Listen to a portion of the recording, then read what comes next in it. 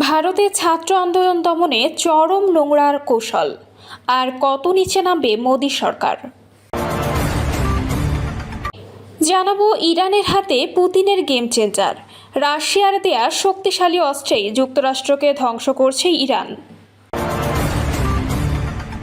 ইরানের ঐতিহাসিক হামলা, বিলিয়ন ডলারের থার্ড পুড়ে কয়লা। এবং সর্বশেষ জানাবো 24 ঘন্টার আলটিমেটাম, শিক্ষামন্ত্রী পদত্যাগ ছাড়া সমঝোতা নয়, নরেন্দ্র মোদীর সামনে কঠিন চ্যালেঞ্জ। দর্শক শুনছিলেন সংবাদ শিরোনাম, এবার জানিয়ে দিব বিস্তারিত সংবাদ। তবে তার আগে অনুরোধ থাকবে ভিডিওটিতে একটি লাইক দিন এবং ভিডিও সম্পর্কে আপনাদের গুরুত্বপূর্ণ মতামত কমেন্ট করে জানিয়ে দিন। মেডিকেলে ভর্তি পরীক্ষার প্রশ্ন ফাঁস আর তরুণদের ভবিষ্যতের সাথে ছিনিমিনি খেলার মাসুল কি এবার দিতেই হচ্ছে মোদী সরকারকে? শত আশ্বাস, পুলিশি দমন পীড়ন আর নতুন আইনের অজুহাত, কোনো কিছুই দমাতে পারছে না ভারতের ক্ষুব্ধ যুব সমাজকে। স্পষ্ট বার্তা এসেছে যন্তর মন্তর থেকে, শিক্ষামন্ত্রী ধর্মেন্দ্র প্রধানের পদত্যাগ ছাড়া রাজপথ ছাড়বে না আন্দোলনকারীরা। এমনকি মোদী সরকারকে দেয়া হয়েছে মাত্র 24 ঘন্টার আলটিমেটাম। 2014 সালে ক্ষমতায় আসার পর নরেন্দ্র মোদীর সামনে এটি কি তবে যুব সমাজের ছুড়ে দেওয়া সবচেয়ে বড় চ্যালেঞ্জ? পরিস্থিতি সামাল দিতে তড়িঘড়ি করে আন্দোলনকারীদের সাথে বৈঠকে বসেছে কেন্দ্রীয় সরকার। সরকারের পক্ষ থেকে স্বাস্থ্যমন্ত্রী জেপি নাড্ডা সময় চেয়েছেন শনিবার বিকেল পর্যন্ত, কিন্তু আন্দোলনকারী সংগঠন ককরোচ জনতা পার্টি বা সিজেপি নিজেদের অবস্থানে একবারে অনড়। সিজেপি স্পষ্ট করে জানিয়ে দিয়েছে, নিহত শিক্ষার্থীদের পরিবারকে ক্ষতিপূরণ দেয়া এবং আন্দোলনকারীদের ওপর থেকে মামলা প্রত্যাহারে নীতিগত সম্মতি মিললেও শিক্ষামন্ত্রী ধর্মেন্দ্র প্রধানের পদত্যাগের দাবিতে কোনো আপোষ হবে না। শনিবার দুপুর 2টার মধ্যে যদি পদত্যাগের চূড়ান্ত সিদ্ধান্ত না আসে, তবে এই আন্দোলন ছড়িয়ে পড়বে সমগ্র ভারত জুড়ে। রাজপথের এই আগুন এখন পৌঁছে গেছে ভারতের সংসদেও। চলমান বর্ষাকালীন অধিবেশন বারবার মুলতবি হচ্ছে আন্দোলনের তাপে। লোকসভার বিরোধী দলীয় নেতা রাহুল গান্ধী স্পষ্ট জানিয়ে দিয়েছেন, শিক্ষামন্ত্রীর পদত্যাগ এবং নরেন্দ্র মোদী নিজে এসে শিক্ষার্থীদের কাছে প্রকাশ্যে ক্ষমা না চাওয়া পর্যন্ত বিরোধীরা কোনো আলোচনাতেই অংশ নেবে না। এমনকি সংসদে বিরোধীদের মাইক বন্ধ করে দেওয়ার গুরুতর অভিযোগও উঠেছে সরকারের বিরুদ্ধে। রাজনৈতিক বিশ্লেষকদের মতে, মোদী সরকার যতই সংস্কারের দোহাই দিক না কেন, মূল দায় এড়ানোর রাজনৈতিক চক্রান্ত এবার ধরে ফেলেছে দেশের সাধারণ মানুষ ও বিদ্রোহীরা। প্রশ্ন উঠছে, মোদী সরকার কি তবে তরুণদের এই ক্ষোভের গভীরতা বুঝতে ভুল করেছেন? প্রশ্ন ফাঁসের পর বেশ কয়েকজন শিক্ষার্থীর আত্মহত্যার ঘটনা পুরো দেশকে স্তব্ধ করে দিয়েছে। শিক্ষার্থীরা এখন আর সরকারের ফাঁপা প্রতিশ্রুতি বা নতুন কোনো আইনের আশ্বাসে বিশ্বাস রাখতে পারছে না। কারণ প্রতিবারই আশ্বাস মেলে, কিন্তু কাঠগড়ায় দাঁড়াতে হয় না আসল দোষীদের। এবার তরুণদের একটাই দাবি, দুর্নীতির দায় নিয়ে শিক্ষামন্ত্রীকে সরতেই হবে। ফাঁকা বলি দিয়ে যে এই বিশাল আন্দোলন স্তব্ধ করা যাবে না, তা এখন মোদী সরকারের সামনে সূর্যোদয়ের মতোই পরিষ্কার। শনিবার বিকেল 5টার মধ্যে কি ধর্মেন্দ্র প্রধানের বিদায় ঘণ্টা বাজবে, নাকি মোদী সরকারের বিরুদ্ধে আরো বড় দাবানল জ্বলে উঠবে ভারতে? পেন্টাগনের তথাকথিত অভেদ্য আকাশ প্রতিরক্ষা প্রাচীর ভেঙে খান খান। মধ্যপ্রাচ্যে মার্কিন আগ্রাসনের প্রধানতম স্তম্ভ থার্ডের প্যাট্রিয়ট সমরাষ্ট্রকে এক ঝটকায় উড়িয়ে দিয়েছে ইরান। মার্কিন সেনাপতিদের অতি অহংকারকে ধূলিসাৎ করে দিয়ে মধ্যপ্রাচ্যের রণক্ষেত্রে একমাত্র অপরাজেয় নায়কের ভূমিকায় আত্মপ্রকাশ করেছে তেহরানের ইসলামিক রিভলিউশনারি গার্ডস। দীর্ঘদিন ধরে ওয়াশিংটন পুরো বিশ্বকে বুঝিয়েছিল যে তাদের ক্ষেপণাস্ত্র প্রতিরক্ষা ব্যবস্থা নাকি সম্পূর্ণ অলঙ্ঘনীয়, কিন্তু জর্ডানের মুয়াফফাক আল সালতি বিমান ঘাঁটিতে ইরানের সাম্প্রতিক এক একক ধ্বংসাত্মক হামলা মার্কিন সামরিক গবেষণার সম্পূর্ণ ভুয়া প্রচারণাকে উড়িয়ে দিয়েছে।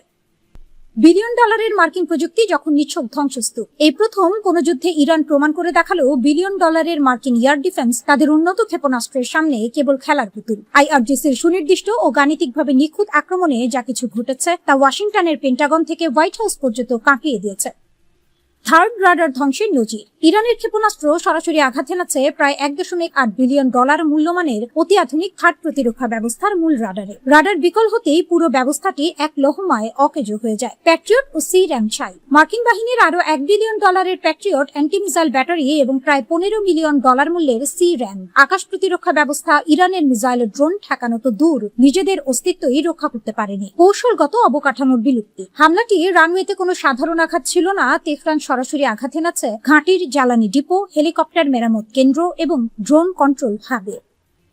উন্মোচিত স্যাটেলাইট চিত্র। পশ্চিমা সংবাদ মাধ্যম ও মার্কিন কর্মকর্তারা শুরুতে ক্ষতির পরিমাণ ঢাকতে চাইলেও কৃত্রিম উপগ্রহের নতুন গোয়েন্দা তথ্য আসল বিভীষিকা সামনে এনেছে। মধ্যপ্রাচ্যে CIA ও মার্কিন যৌথ মিশনগুলোর মূল চালিকা শক্তি ছিল এই মুওয়াফাক আল সালতি ঘাঁটি। সেখান থেকে চালিত অত্যন্ত দামি এবং মারাত্মক MQ-9 রিপার ড্রোনের একাধিক সুরক্ষিত হ্যাঙ্গার বা ডক সরাসরি বোমা বর্ষণে চূর্ণ বিচূর্ণ হয়ে গেছে।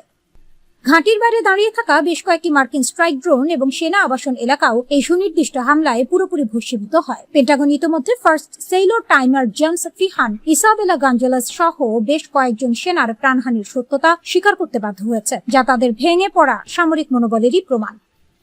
এই হামলা বিশ্ব সামরিক বিশ্লেষকদের সামনে একটি বড় বার্তা পৌঁছে দিয়েছে। দূরপাল্লার নির্ভুল মিসাইল প্রযুক্তিতে ইরান এখন এমন এক উচ্চতায় পৌঁছেছে যা রোখার সাধ্য পেন্টাগনের নেই। 4000 সেনা পরিবেষ্টিত এবং ভারী অস্ত্রে সজ্জিত একটি মার্কিন ঘাঁটি যেভাবে স্রেফ একতরফা হামলায় পঙ্গু হয়ে গেল তা প্রমাণ করে যে মধ্যপ্রাচ্যে যুক্তরাষ্ট্রের মাটিতে পা রেখে যুদ্ধ করার দিন শেষ। পেন্টাগন ভেবেছিল বিশাল অর্থ আর সামরিক প্রযুক্তির জোরে তেহরানকে কোণঠাসা করা সম্ভব, কিন্তু ইরানের দূরদর্শী রণকৌশল, নিজেদের তৈরি নিখুঁত ব্যালিস্টিক ক্ষেপণাস্ত্র এবং অসীম সাহসিকতা মার্কিন আধিপত্যকে পারস্য উপসাগর থেকে উৎখাত করার শেষ ধাপে নিয়ে এসেছে। মধ্যপ্রাচ্যে মার্কিন সাম্রাজ্যবাদের পতনের সূচনা ঘটিয়ে ইরান প্রতিরোধ আন্দোলনের এক অপ্রতিদ্বন্দ্বী নায়ক। পেন্টাগনের কাছে স্পষ্ট ঐতিহ্যবাহী মার্কিন সামরিক ঘাঁটিগুলো আর সুরক্ষিত নয়। ইরানের কাছে রয়েছে এমন সুনির্দিষ্ট মিসাইল যা দূরপাল্লার যে কোনো সুরক্ষিত পেন্টাগন ঘাঁটিতে আঘাত হানতে সক্ষম। মার্কিন সাম্রাজ্যবাদের প্যাট্রিয়ট আর থার্ড সিস্টেমের কার্যকারিতা নিয়ে বিশ্ব জুড়ে বড় প্রশ্ন উঠে গেছে। পশ্চিম এশিয়ায় আমেরিকার তথাকথিত পরাশক্তি হিসেবে টিকে থাকার গল্প কি তবে শেষের পথে?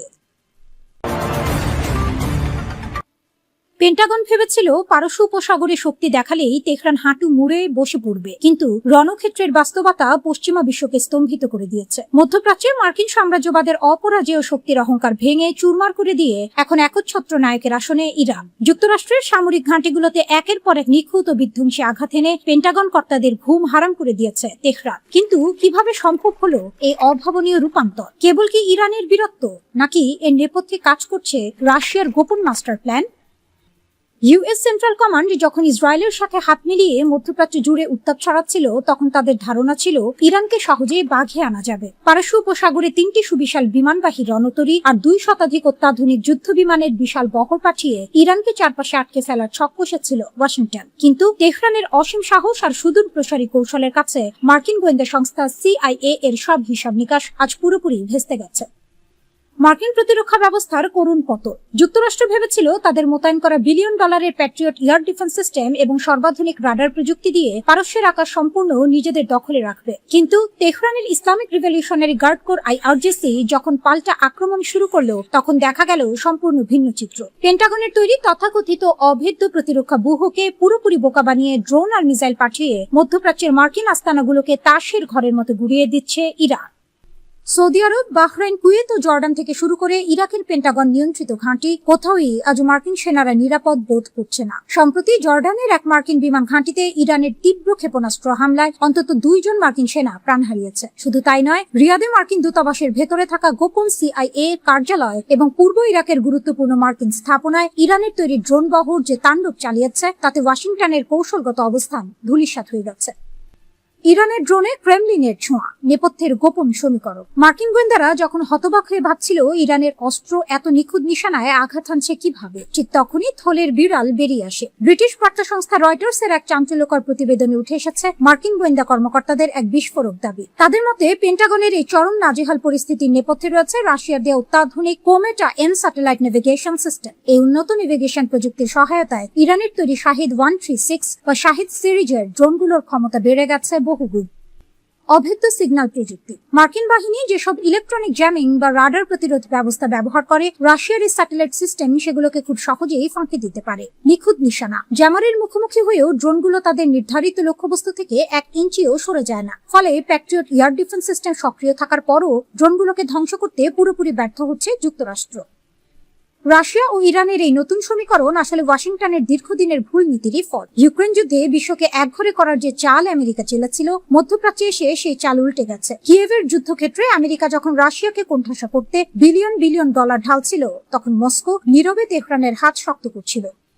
বিশ্লেষকদের মতে রাশিয়ার লক্ষ্য অত্যন্ত পরিষ্কার, আমেরিকাকে মধ্যপ্রাচ্যের এই উত্তপ্ত রণক্ষেত্রে দীর্ঘমেয়াদে আটকে রাখা, যেন তারা রাশিয়ার উপর মনোযোগ দিতে না পারে। আর এই ভূ রাজনৈতিক খেলায় ইরান উদীয়মান এক মহানায়ক হিসেবে আত্মপ্রকাশ করেছে। इधर वापिस अगर किधर मिला नहीं नहीं नहीं तो नहीं फिर मेरे साथ बेकार आदमी नहीं बिल्कुल नहीं बिल्कुल नहीं। मैं डायरेक्ट 50-50 ग्राम पाउडर डाल देगा किधर में। अरे नहीं नहीं हाँ, नहीं फिर गया क्या, जिंदगी गया। রাজপথে নিজেদের অধিকার আর শিক্ষার দাবিতে নামা শিক্ষার্থীদের হাতে কোনো অস্ত্র নেই, নেই কোনো হিংস্রতা, অথচ তাদের দমিয়ে রাখতে ভারতের পুলিশ কতটা নিচে নামতে পারে তা প্রমাণ হয়ে গেল মুম্বাইয়ের এই ভয়াবহ ঘটনায়। ছাত্র আন্দোলন পণ্ড করতে এবার শিক্ষার্থীদের মিথ্যা মাদক মামলায় ফাঁসানোর হুমকি দিচ্ছেন মোদী সরকারের অনুগত পুলিশ কর্মকর্তারা। যে তরুণ প্রজন্ম দেশের ভবিষ্যৎ, তাদের জীবন ধ্বংস করে দেওয়ার এই উলঙ্গ হুমকি কি একটি তথাকথিত গণতান্ত্রিক দেশের চেহারা হতে পারে? ভারতের মহারাষ্ট্রে ককরোচ জনতা পার্টি বা সিজেপি ডাকে শুরু হওয়া শিক্ষার্থীদের এই বিক্ষোভ এখন গোটা রাজ্যে দাবানলের মতো ছড়িয়ে পড়েছে। শিবাজি পার্ক, চেম্বুর কিংবা আজাদ ময়দানের মতো গুরুত্বপূর্ণ স্থানে প্রতিবাদে ফুঁসে উঠছে হাজারো তরুণ।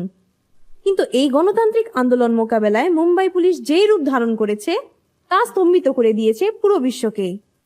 মুম্বাই কংগ্রেসের শেয়ার করা একটি ভিডিওতে স্পষ্ট দেখা যাচ্ছে অন ডিউটিতে থাকা এক পুলিশ কর্মকর্তা আন্দোলনরত শিক্ষার্থীদের ধমকে বলছেন, আন্দোলনে ফের এলে তাদের ব্যাগে নাকি 50 গ্রাম ক্ষতিকর মাদক ঢুকিয়ে জেলে পাঠানো হবে। ভিডিওটি ছড়িয়ে পড়ার পর তীব্র সমালোচনার মুখে তড়িঘড়ি করে সংশ্লিষ্ট পুলিশকে দায়িত্ব থেকে সরিয়ে তদন্তের নাটক শুরু করেছে প্রশাসন। কিন্তু প্রশ্ন হচ্ছে, এ কি কেবল একজন পুলিশের ব্যক্তিগত হুমকি, নাকি পুরো মোদী সরকারের ছাত্রদমল নীল নকশারি বহিঃপ্রকাশ? শুধু মাদক মামলায় ফাঁসানোর হুমকি দিয়েই ক্ষান্ত হয়নি প্রশাসন। শিক্ষার্থীদের রাজপথ থেকে দূরে রাখতে শুরু হয়েছে অভিনব ও ডিজিটাল সার্ভিলেন্স বা নজরদারি। যেসব শিক্ষার্থী আগে কোনো প্রতিবাদে অংশ নিয়েছেন বা যাদের নামে আইনি নোটিশ পাঠানো হয়েছে, মুম্বাই পুলিশ তাদের একের পর এক ফোন দিয়ে ঘরে অবরুদ্ধ করে রাখছে। এমনকি ভারসোভা থানার জ্যেষ্ঠ পুলিশ পরিদর্শকের পাঠানো হোয়াটসঅ্যাপ বার্তার স্ক্রিনশটও সামনে এসেছে, যেখানে তরুণদের বাড়িতে থাকার প্রমাণ দিতে পুলিশের কাছে অনবরত লাইভ লোকেশন শেয়ার করতে বাধ্য করা হচ্ছে। ভোর রাতের দিকে নতুন আইনে পাঠানো হচ্ছে আইনি নোটিশ। বাড়ি গিয়ে শিক্ষার্থীদের পরিবারকে ভয় দেখানো হচ্ছে। নিজ দেশের শিক্ষার্থীদের প্রতি অপরাধীর মতো এই আচরণ প্রমাণ করে মোদী সরকার এখন নিজ দেশের তরুণদের কণ্ঠস্বরকেই সবচেয়ে বেশি ভয় পাচ্ছে। প্রশ্ন তোলার অপরাধে তরুণদের ব্যাগে মাদক ভরে দেওয়ার সংস্কৃতি যদি কোনো রাষ্ট্রে চালু হয়, তবে তাকে গণতন্ত্র বলা চলে কি? নিজেদের ব্যর্থতা আর দুর্নীতির প্রশ্নগুলো ধামাচাপা দিতে মোদী সরকার আজ যে পরিমাণ ডিজিটাল ট্র্যাকিং, হুমকি আর মিথ্যা মামলার ফাঁদ পাচ্ছে, তা মূলত তাদের রাজনৈতিক দেউলিয়াত্বেরই চরম বহিঃপ্রকাশ। কিন্তু ইতিহাস বলে, বুলেট, পুলিশ বা ভুয়া মামলার ভয় দেখিয়ে কখনো তরুণদের বিপ্লব থামানো যায়নি। ক্ষমতা টিকিয়ে রাখতে আর কত নিচে নামবে এই সরকার?